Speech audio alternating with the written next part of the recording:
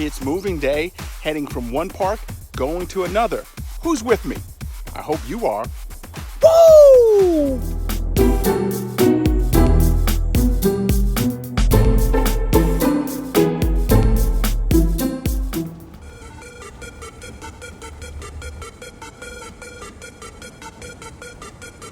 So after a wonderful week in Georgia, I headed south about an hour to Florida and the Stephen Foster Folk Culture State Park there. Same name, different park, but on that first day in particular, it was raining. Not the best time to get out and explore, but a nice time to set up, relax, and get ready for the next couple of days, which I was looking very much forward to.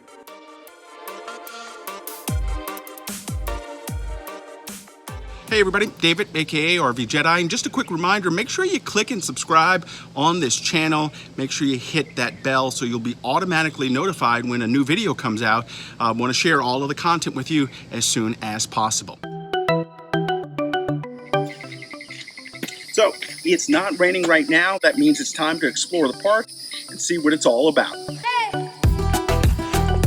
Today I'm at the Stephen Foster Folk Culture State Park in White Springs, Florida. You may remember just a while back I was at the Stephen C. Foster State Park in Georgia in the Okefenokee Wildlife Refuge. Now the parks sound the same because they're named after the same person. Stephen Foster was a composer who wrote some classics such as Way Down Upon the Swanee River, My Old Kentucky Home, and Camptown Races, just to name a few. There is a park here in Florida, White Springs, and a while back I was up in the park named after him in Georgia, or as I like to say, Georgia, in the Okefenokee Wildlife Refuge. This is a great state park, some beautiful spots here whenever you get a chance to come down here. The park itself is about an hour and a half outside of Tallahassee, so it's really easy to get here. And it's about 30 minutes to a lot of different springs all around the Florida and Georgia areas.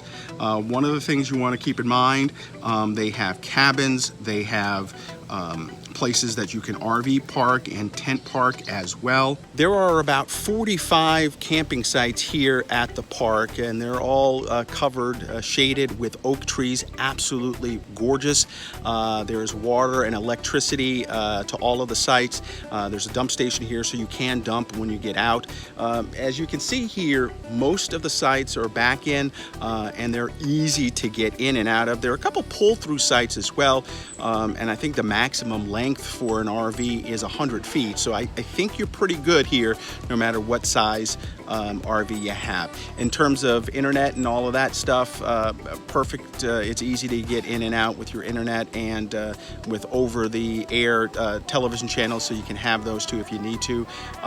Again, not a lot of hiking here, but some great places to just kind of walk around. This is a great place to just kind of unwind, get away. It's not too far off the beaten path, but it is secluded enough that you feel like you're out kind of in the middle of nowhere, which is nice when you're out there.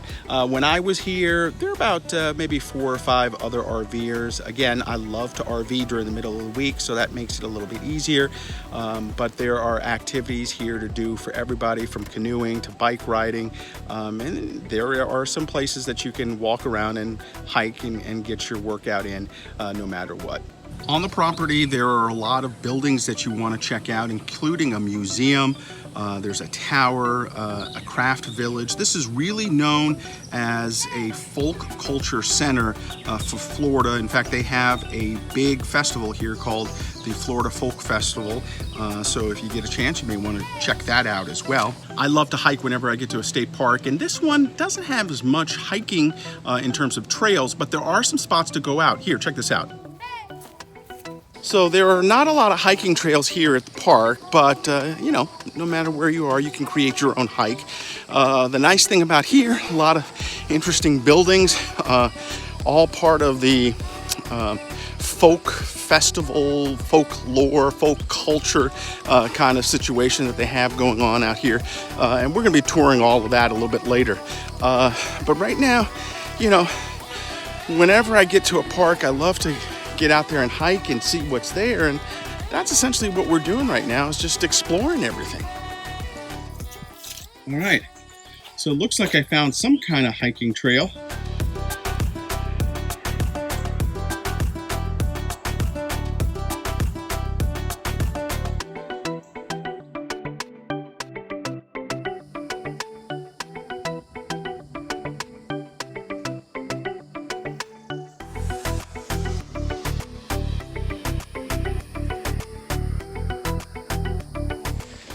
Here's a perfect example of how you can find things when you're out on a hike. Down here, looks like it's a group of high school kids who are on the Suwannee River. They're on some kind of adventure because I could hear them talk about it. They are, I guess, going to go eat someplace up on the river. I think they're even going to camp. Looks like there are a lot of cool programs like that here at this specific park. The river looks a little brown for me, but for the most part, it is absolutely beautiful. Great place to be.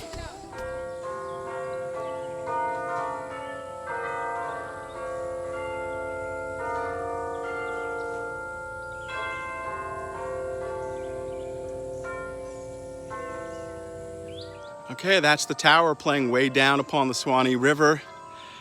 Stephen Foster wrote that. He is the person this park is named after. So kind of cool to hear it from the tower bells way down upon the Suwannee River.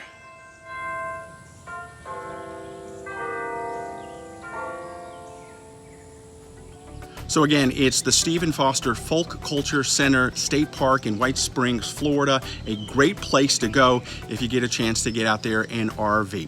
Hey, that's going to do it right now for me. Make sure you click and subscribe here at the RVJedeye channel. Also, you can follow me anywhere at RVJedeye. That's all social media. And then, of course, you can subscribe to my blog at RVJedeye.com. Get out there, have a great day, enjoy wherever you're RVing. It's worth it.